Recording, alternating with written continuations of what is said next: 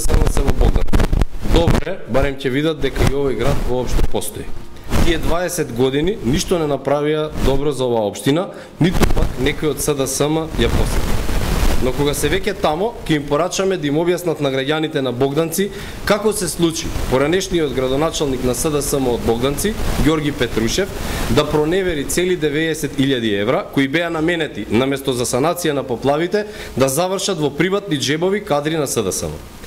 Да им објаснат на граѓаните на Богданци како се случи второто решение на СДСМ за веде градоначалник на оваа општина, веднаш откако Ѓорги Петрушев беше осуден, господинот Владо Стојановиќ за само 9 месеци од кога ја презема функцијата веде градоначалник да проневери пари од општината за улично осветлување, за што има и судска одлука од 1 година затвор.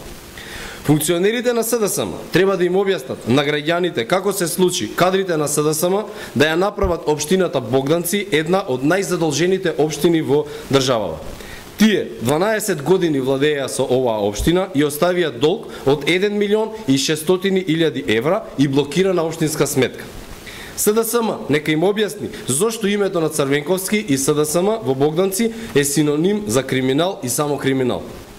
Кога веќе Зоран Заев е тамо, го повикуваме да отиде помеѓу земјоделците на Богданци и да објасни една едноставна работа.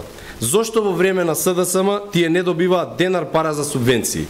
Зошто земјоделското земјиште се распределуваше само на мокници и локални мокници? СДСМ, кога ќе ги повика граѓаните од Богданци да кренат глас за да СДСМ повторно се врати на власт, нека им погледнат во очи и нека им одговорат на овие прашања. Бракот Црвенковски ништо добро не направи за општина Богданци. Тоа го знаат и жителите на општина и затоа не му веруваат. Ви благодарам.